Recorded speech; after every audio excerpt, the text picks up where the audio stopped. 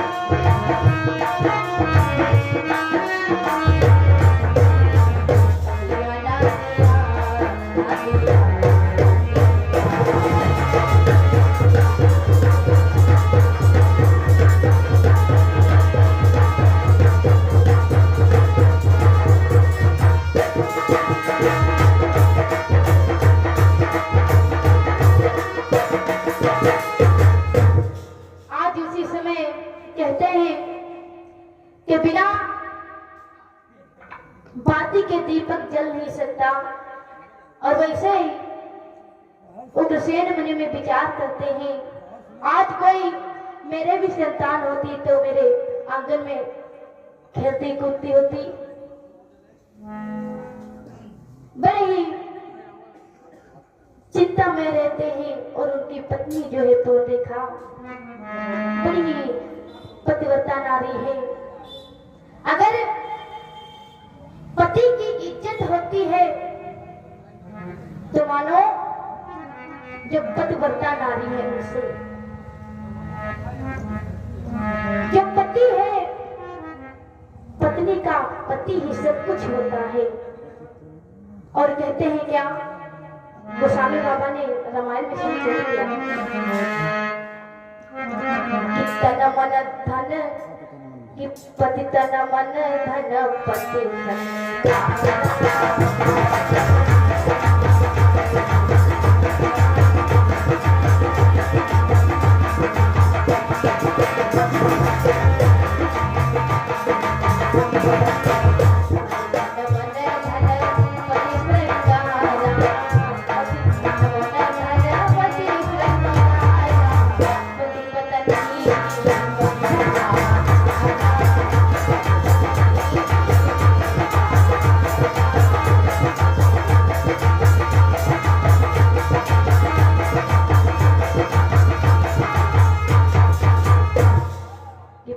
तन मन धन पति श्रृंगारा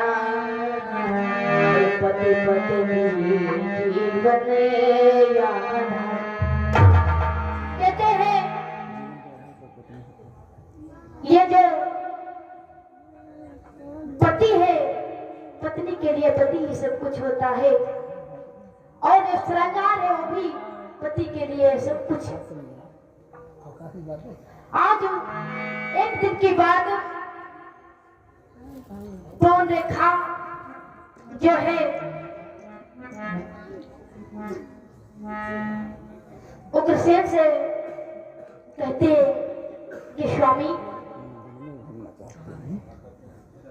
हमारा जो मन है आज इस आंगन में नहीं लग रहा है और मेरा मन जो है घूमने को कह रहा है। अगर आप आज्ञा दे दें तो मैं अपनी सखियों के साथ थोड़ा वन में घूम आऊं। तो उग्रसेन कहने लगे, अरे देवी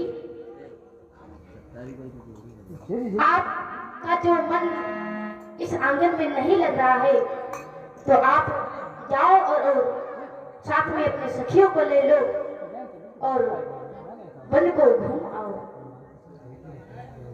कि एक रोज वहाँ पतिव्रता पति की आज्ञा पाई, रथ पर चढ़ सखियों सहित वन में पहुंची। आज उसी समय जिसमें पौन रेखा उग्रसेन से आज्ञा पाई तो उसी समय पौन रेखा जो है अपने सखियों के समेत आज रथ पे बैठ करके वन को चली है। और जिस समय वन में पहुंचे हैं तो बड़े ही सुंदर हरा भरा वन है। आज बड़ी ही हंसी खुशी से जा रही है और कहते हैं क्या कि उस वन में तरह तरह की आवाजें आ रही, परिंदे बोल रहे। कहते हैं क्या कि मस्तानी बोली बोल मस्तानी बोली बोल बोल अबे बोल ले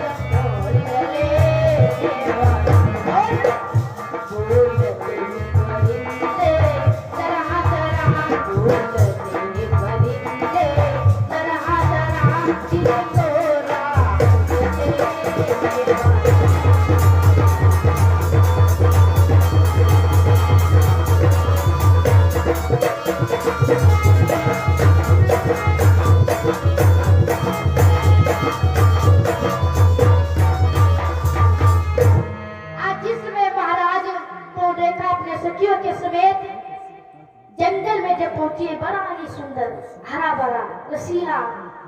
आज उसी जंगल में तरह तरह के परिंदे बोल रहे हैं और मंद मंद की हवाएं चल रही हैं धीमी धीमी। कि गाय ने गाती हुई और फिरती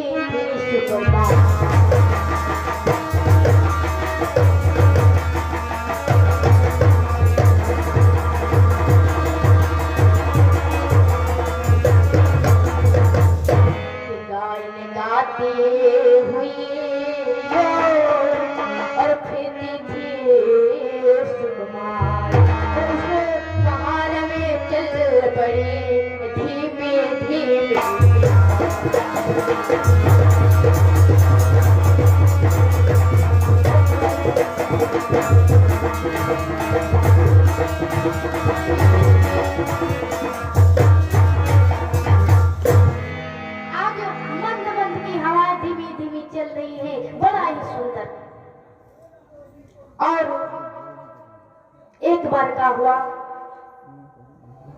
एक बार महाराज ऐसा हुआ कि एकदम से इतनी जोर से मानो तूफान आया है और जिसमें एक जोरदार से झोंका आया। तो जिसमें झोंका आया तो महाराज मानो जो रथ पर रेखा और सखियों के समेत बैठी हुई थी, आज वही झोंके में जिसमें जोरदार से झोंका आया तो उसी झोंके में सखियां अलग हो गई और जो रेखा है वो अलग हो गई। सारी सखियां बिछड़ गई और रेखा उस बाग में अकेली बची है बेचारी। आवाज दे रही है ये बहना आप कहाँ हो, लेकिन जब वहां पर कोई है नहीं तो बोलेगा। आज उसी समय एक आवाज आई है और आवाज कैसी है कि बोला वो प्रिय धन्यवती, बोला वो प्रिय धन्यवती आती रहे तेरा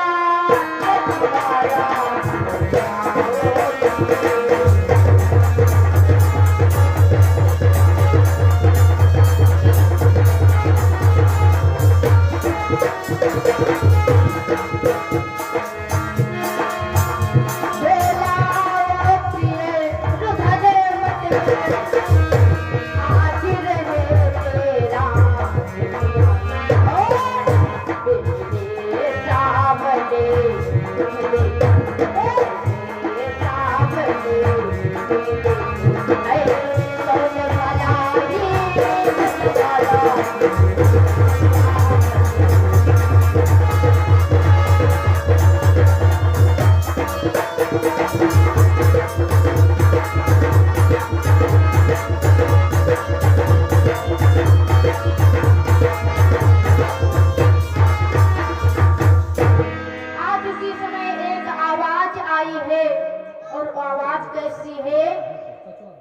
कि बोला ओ प्रिय रुधन मत कर, हाजिर रहे तेरा रखवाला, मेरे सामने तुझे देखे है कौन भला।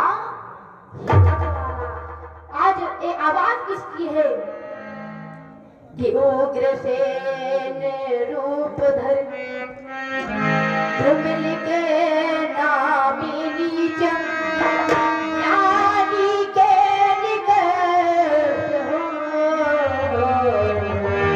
राम बार को। आज उसी समय वो आवाज किसी थी, एक ध्रुवलिक नाम के राक्षस की ये आवाज थी और उग्रसेन का रूप धारण करके आज पवन रेखा जहां पर थी वहीं पर आ गए। कहा अरे देवी, आप ऐसे क्यों रुदन कर रही हो? मैं हूं ना, मेरे सामने तुम्हें कोई कुछ नहीं कर सकता। तो देखा कहने लगे, स्वामी आप कहा हाँ, कहा इतनी जल्दी और कोई वहां से भी नहीं आए। तो आज उसी समय उसे जो दुर्बलिक नाम का राक्षस था, आज वही पवन रेखा के साथ क्या करने लगा, पवन रेखा के साथ छल करने लगा। आज जिस समय छल करने लगा तो पवन रेखा आज रो रही है, तड़प रही है, चिल्ला रही है, लेकिन वहां पर जब कोई है नहीं तो उसकी कोई आवाज सुनने वाला नहीं। आओ पापी,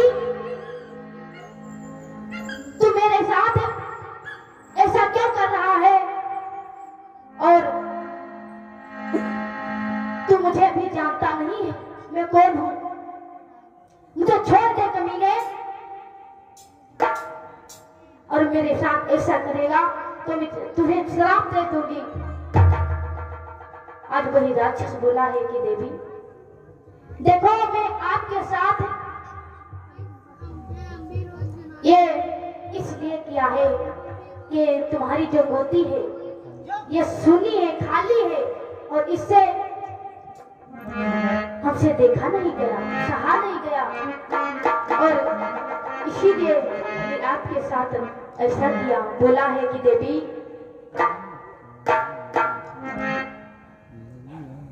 यदि ऐसे में चाहे नहीं, देवी यदि ऐसे में चाहे नहीं तो यहाँ बाहर किस काम की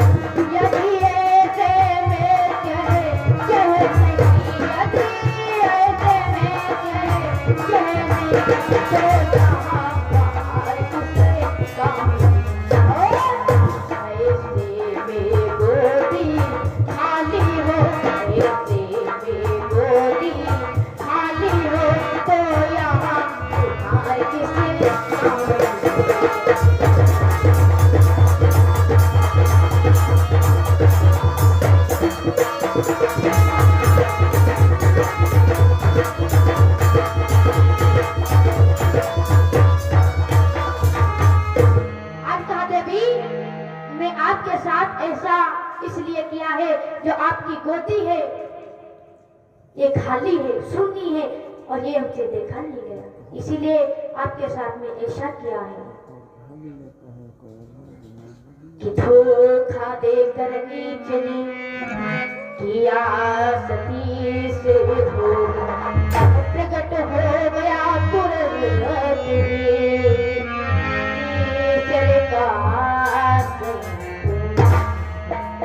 आज उसी समय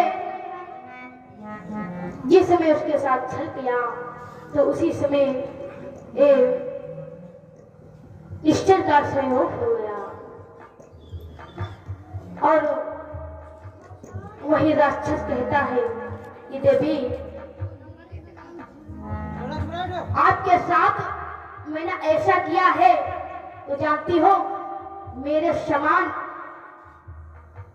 जैसा मैं योद्धा हूं और मेरे समान आपके जो गर्भ से बालक का जन्म होगा मेरे समान मेरे जैसा योद्धा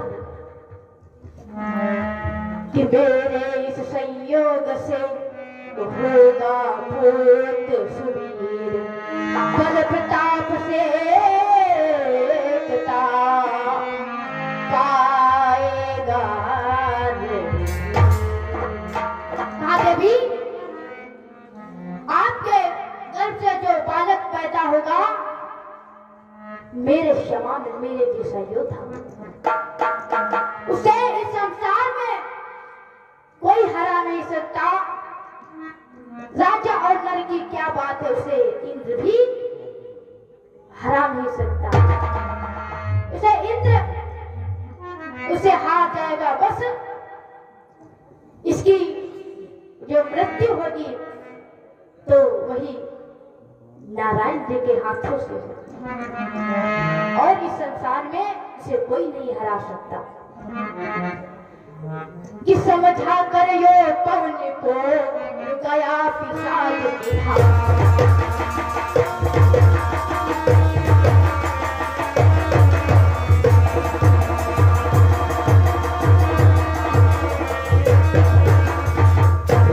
समझा कर यो पवन को गया पिशाच सिधारे सखियों की होने लगी फिर से वही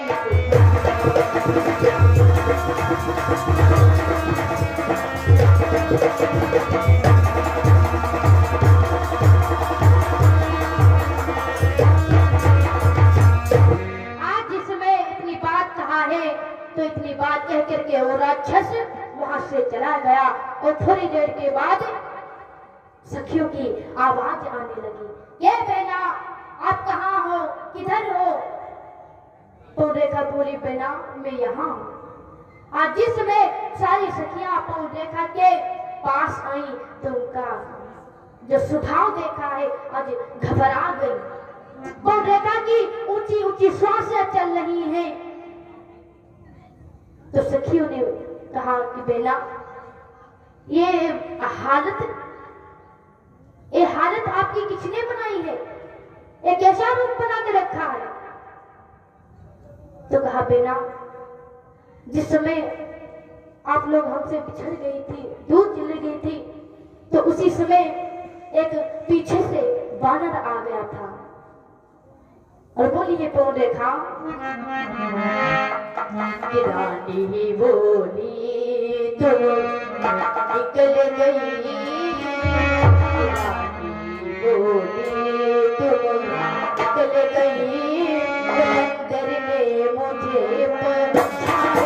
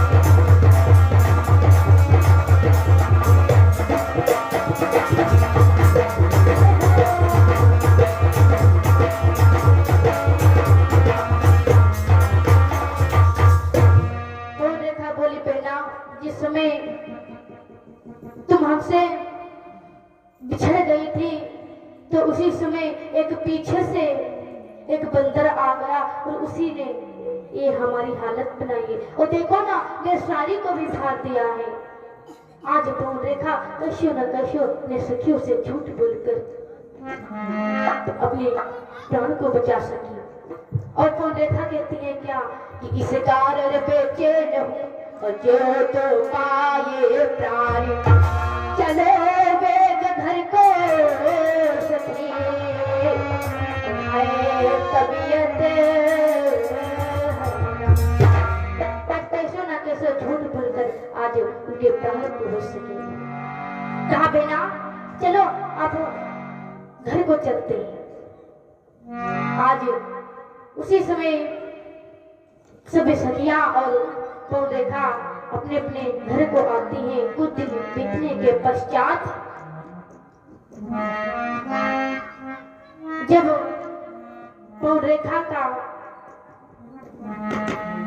गर्भ का समय पूरा हुआ तो उसी समय क्या हुआ कि कंपित नभ में पड़ गया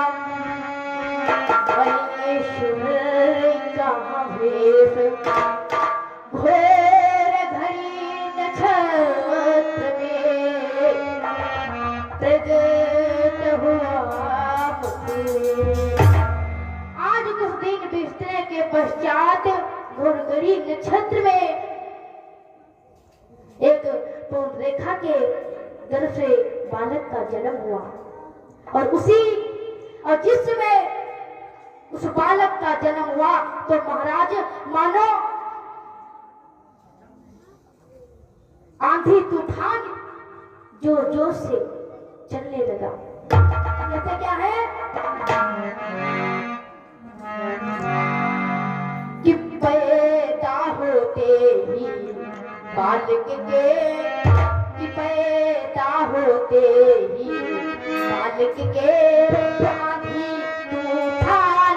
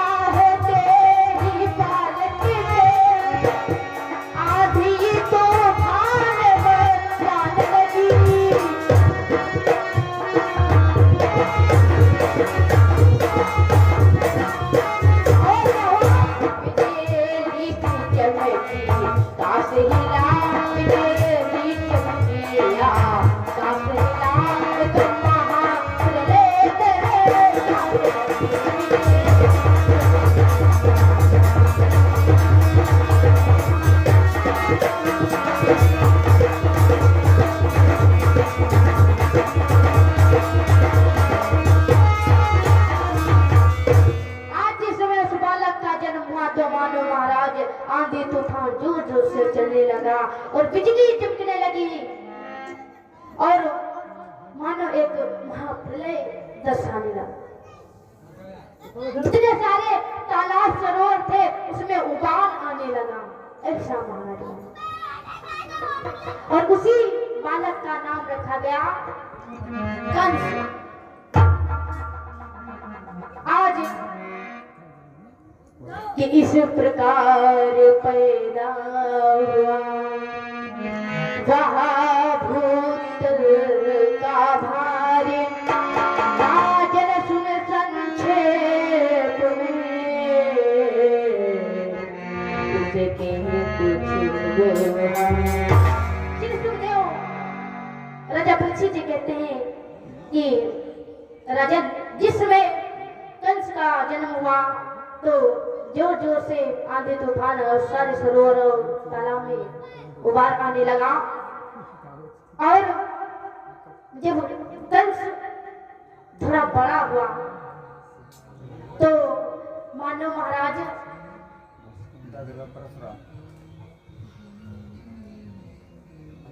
आखिर में ले मैं सुन पे करी पहले धरा है बकाया मालूम है पहले हम बकाया रखे और कर बोल रहे हैं।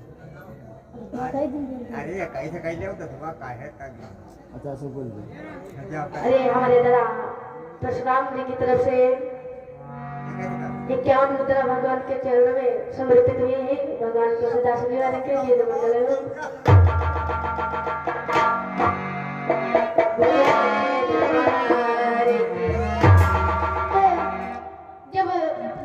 थोड़ा बड़ा हुआ तो मानो महाराज बचपने से ही उसका वो अत्याचार करने लगा। छोटे छोटे बालकों को कुएं के पास खेलने के लिए बुला कर ले जाता और उसी कुएं में ढकेल देता। ऐसा करता है। जो गौशाले की गायें हैं, आज जो गायें हैं उनको काट पीट करके नदी में डुबा आता है। और जो ऋषि मुनि मंदिर में पूजा करते होते तो उनको भी पूजा करने में परेशान करता है।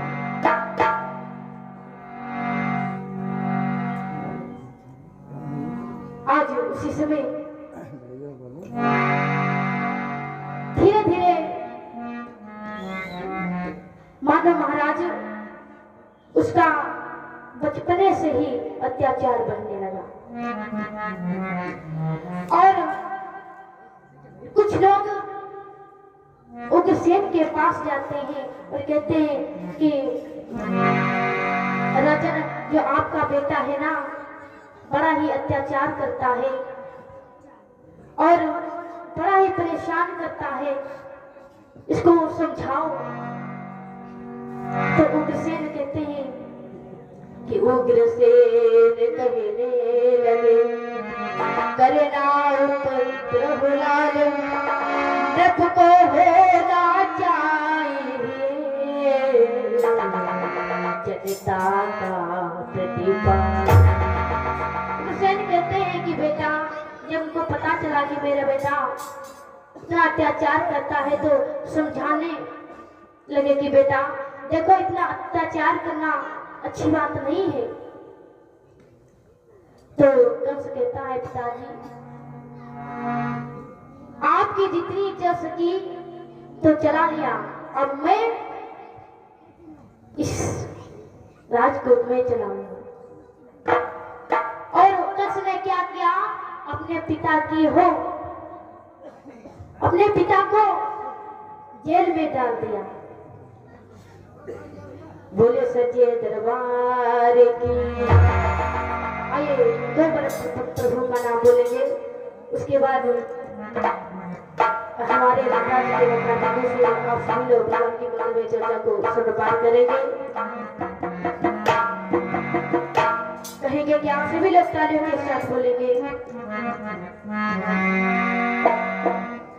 कि नंदलाल मुरलिया वाले गोपाल बसुरिया वाले। सभी लोग तालियों के साथ कि गोपाल मुरलिया वाले और नंदलाल बसुरिया वाले। कहेंगे क्या, किसी राधा रानी मेरे बड़ी गोपाल